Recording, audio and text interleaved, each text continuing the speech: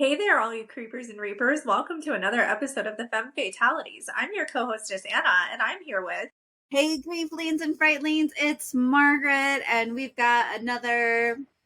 This movie's considered classic. It's a classic summer beach time horror film. Anna, what movie are we talking about today? Watch out, there's blood in the water, and we're gonna need a bigger boat. We're talking about none other than the classic Jaws. Yeah. And of course, before we get into it too much, we've already mentioned the blood in the water. Animals. What other triggers? We've got sharks, dead sea creatures, child loss, grief, problems with authority, uh, Politics, shark attacks. drivers of an economy, um, beaches. If you don't like beaches and you don't like water, this movie is not for you. I mean, just forget the Jaws part. I mean, if you don't like water, if you don't like the beach, skip this one. If you have seen it, stay tuned. If you've never watched Jaws and you want to watch it before listening to us, take a look, come back. Spoiler alerts, we're going to talk about a bunch of stuff. So get ready, brace yourselves. Here we go. So I think the first part I have to say is I love that the town is called Amity because it just makes me laugh every time because I think of the Amityville Horror. But essentially we meet the Brody family. So they're from New York.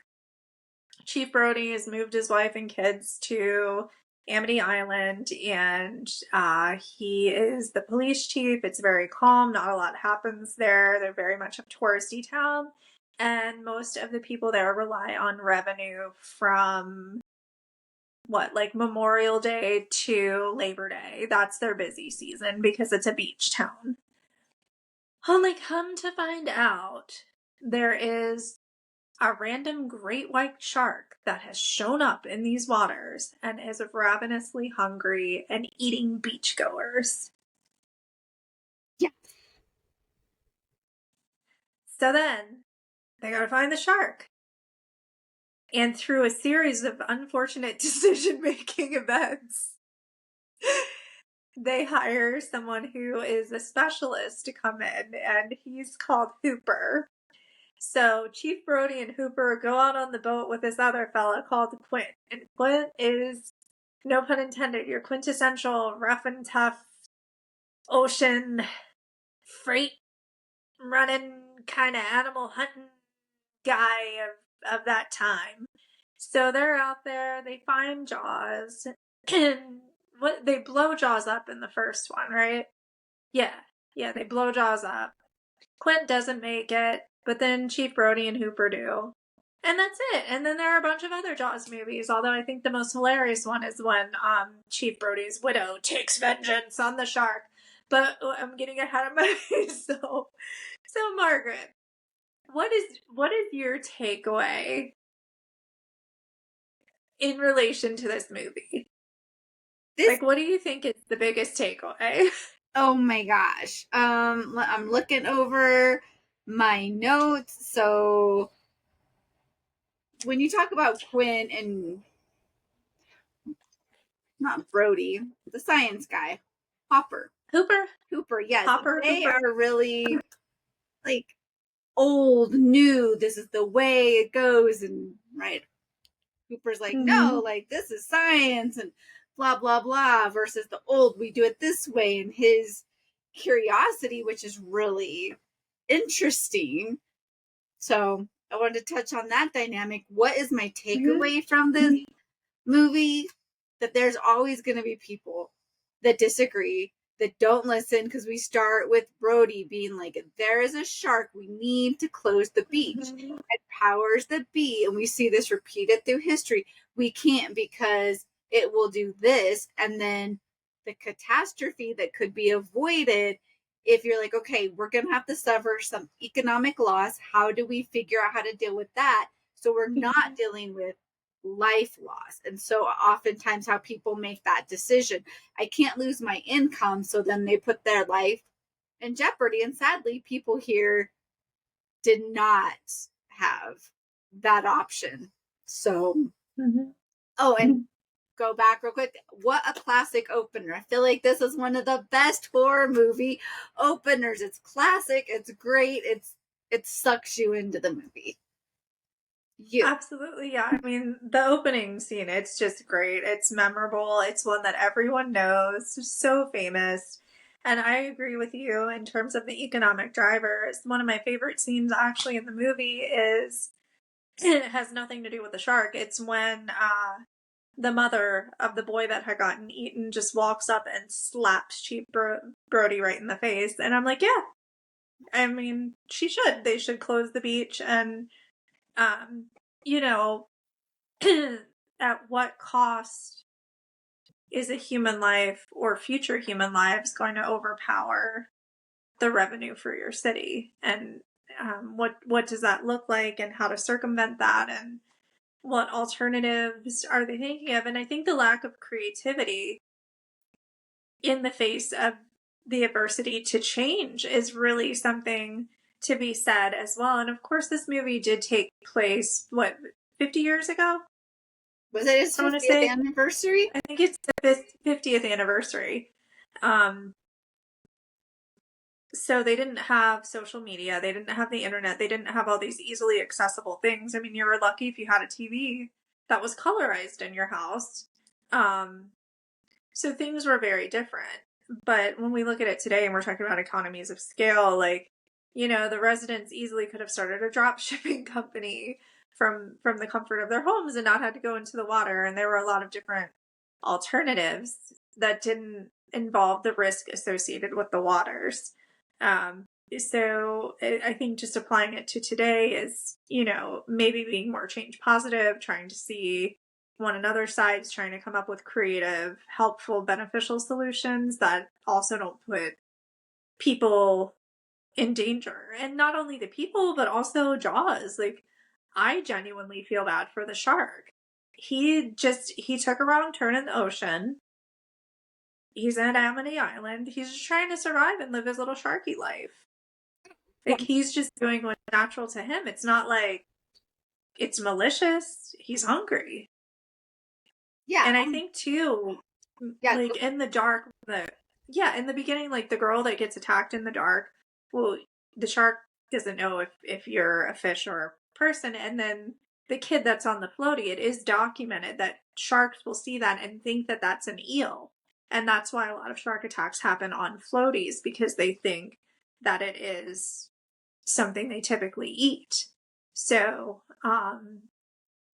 I do enjoy that that was in the film, but yeah, it's not like these animals are purposely trying to maim a human. It's just their instinct. It's either territorial or they're hungry. Oh, yeah, I'm with you. I feel the compassion, the empathy for Jaws, who's living his life, and there just happens to be a food source, and he's getting it confused because the people aren't taking their precautions. And going back to like Mhm. economics, you also touch on, right? Like, how could they have been creative right there? So then they decide, right, the Mhm. shark attack or the shark hunt, the mass hysteria that comes from that this film touches on, how when people get Mhm. scared, then we go into this mass hysteria and people are going wild to try to catch Jaws. That also brought an influx of economy into Mhm. Amityville, or not Amityville, Amity, Yeah. right? Because now they're like, oh, these people came in, these, so now you are making up for the revenue if you closed the beach. So then it just feels like that Mhm. greed, like, well, we got to make our money, so let's do this. Not how are we balancing this so we don't lose any more lives. Yeah. And then again, the people that are don't even know what they're doing, right? I Mhm. think it's Hopper's like, oh my gosh, I think he says something like, they're gonna die. I love that line when he looks over at the people that Yeah. are like in the little boat and he's like, they're gonna die. Like, yeah. Yeah. Like, yeah, it's gonna happen. Well, and I like too, after the incident scene when they go to the hospital to get their son, and Chief Brody's kid is totally non-responsive, and they're like, yeah, he's in shock, because that is a natural systemic thing that happens. And for that developmental stage for a child, that is exactly what you would expect to happen when he's just in the water, not moving, shaking. I'm like, this is how a child will typically react. So I did appreciate that that was very realistic, and it wasn't some big crazy dramatic like out of this world scene. um I think that, yeah, I just feel bad for Jaws. I really do. I think that I feel kind of bad for Quint too. It's very much like the man versus beast, and I feel like that was his last hurrah and he lost. But, in another way, he died doing what he loved best. So I guess it wasn't all that bad.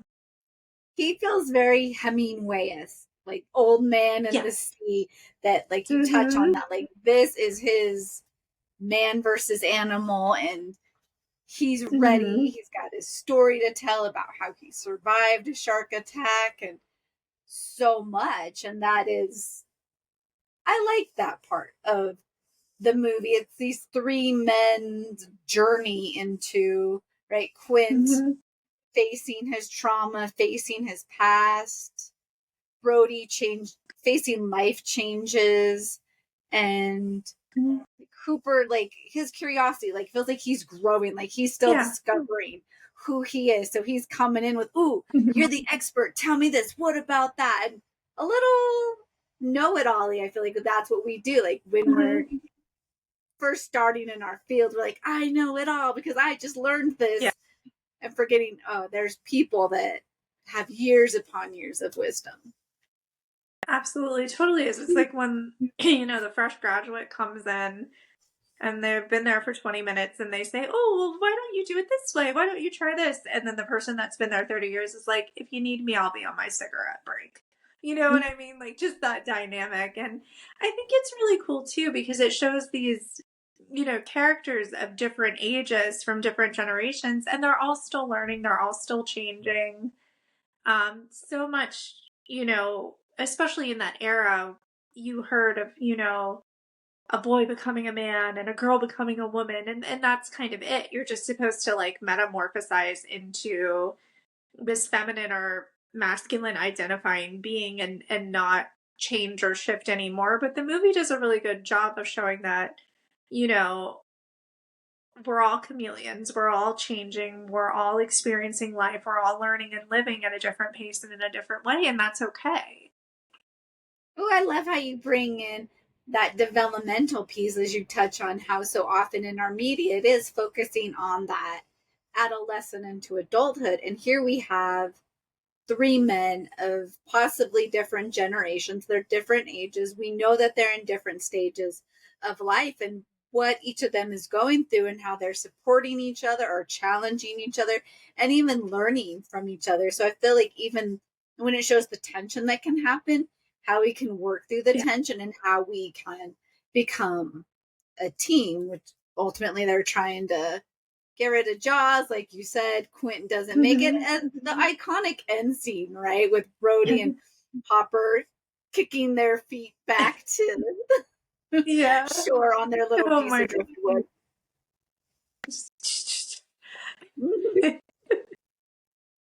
Yeah, it really is a classic. Like if you are listening and you haven't seen it, I highly recommend it. I really do think this is one of these movies that if you are a horror fan, you have to have seen this, or you have to go see it. But it's just required. It's a prerequisite to really a lot of the animal horror now. I mean, I don't know that we would have had Lake Placid, Anaconda, like all those types of movies if we wouldn't have had Jaws. Piranha, even. I mean, they came out around the same time, but there's just so many movies. And I think, too, that the whole fear of the water is something a lot of people have, because you don't know what's around you or in there with you. And I remember my parents were pretty young when Jaws came out. I think they were like in their teens or maybe early 20s. And they told me that people legitimately were afraid to go to the beach in the water after this movie came out. And if that Yes. doesn't say Oh, very much, I don't know what does. Yeah. yeah, like that's huge. Like this movie caused people to rethink their safety. And then do Mhm. you think that we would have things like Shark Week if it wasn't for Jaws starting the whole Mhm. introduction of sharks to Yeah. the general consciousness? I think that the movie probably has done a great deal of good for the like oceanography community because you watch it and you're like, yeah, I don't really think that those creatures behave like that. I want to learn more. And then it's opening all these doors really to learn more.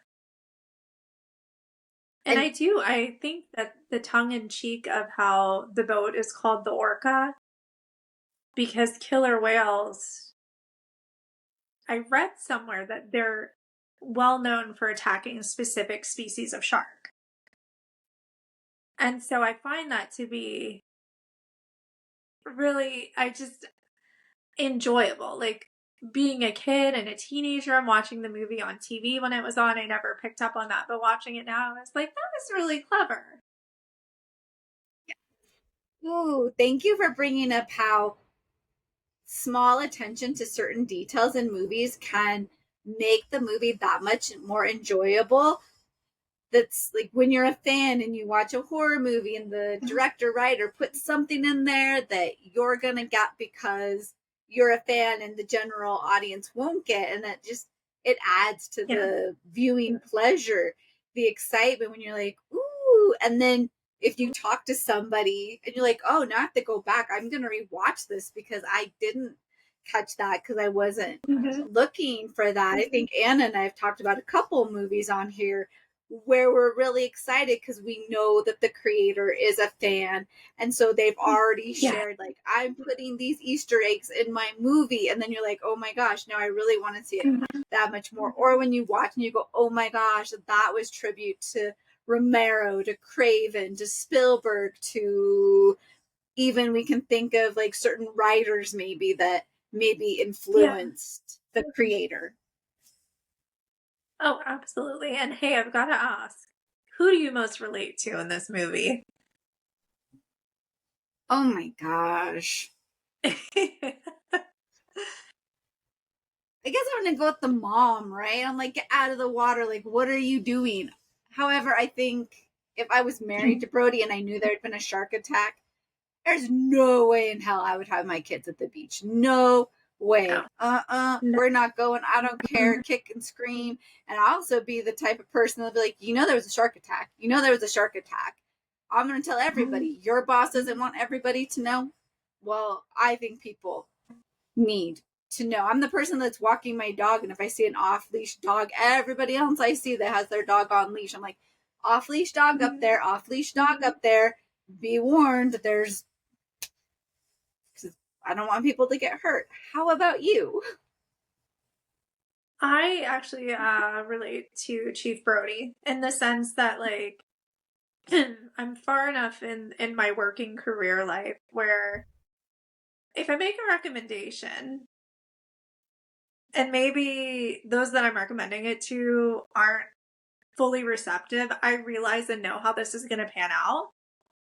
So I try to make a contingency plan, but if I'm not able to enact upon that, I just lone wolf it. And I feel like Chief Brody lone wolfs it when he goes out on the orca and they're going to get this shark. They're like, you know what? We'll just take care of it ourselves. And I do find like, as much as I don't want to admit it in my personal and professional life, there are times where I'm like, you know what? I'll just do it.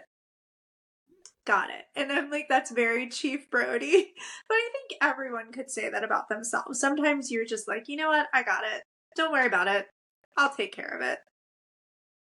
So, Yes. Ooh, yeah. I love that. That makes me think of, right, it's easier to ask for forgiveness than Then for permission, good. which often I happens say that a in lot. the workplace. Yeah. I like my last job, Mhm. I got to the point where I'm like, if I ask, you're gonna tell me no. So I will go ahead and I will do it. I've Mhm. got this. And if you don't like it, I will go Yeah. ahead and apologize Mhm. because it's that. Like you said, like, I'll just do Oh, this. yeah. I know. And if I try to ask you, you're going to be like the mayor and be like, no, because of your own agenda. So Mhm. I'll do it. And if you're upset, we'll cross that bridge later. Yeah. Well, and it's funny because like a company I used to work for, which was a phenomenal experience. I loved it. I was there a very long time, still talked to a lot of my former colleagues, a lot of adoration for the founders. But when things started changing and shifting into more of a corporate structure, I remember someone came in and um, I was referred to as the lone wolf in the office. And I was like, that's okay, just run my metrics and then let me know what you think. Um, but it's just, to me, it's such a Chief Brody thing. It really is. But um, yeah, I feel like maybe Jaws was a lone wolf too, because by himself, trying to do things his own way and figure it out, but it just didn't go as planned, right? And that's life too. How many times are you like, okay, well, let me try this and I'll figure it out, and it just doesn't go as planned? And well, not like Jaws, it doesn't literally blow up in your face, but figuratively it does. And how to regroup and kind of move on from that too. Oh, yeah. Fabulous. Yes. Well, and hey, if you're listening and you feel like maybe you resemble some of these characters in this movie in an extreme way, and you're trying to manage your reactivity or your stress levels or something that's going on in your personal or professional life, there is support available. Check out our Instagram. We have a bunch of warm lines available. And also, if you like these weird animal horror movies, tell us. Do you want to hear us talk about Lake Placid, Anaconda, any of that stuff? We're happy to watch it and talk about it. And let us know what you think of Jaws as well, and which one is your favorite. Until next time, eat your coffin cookies, drink your bruja brew, and howl at that moon. And don't forget, Like, subscribe, follow. Thank you for watching and listening. Bye. bye bye.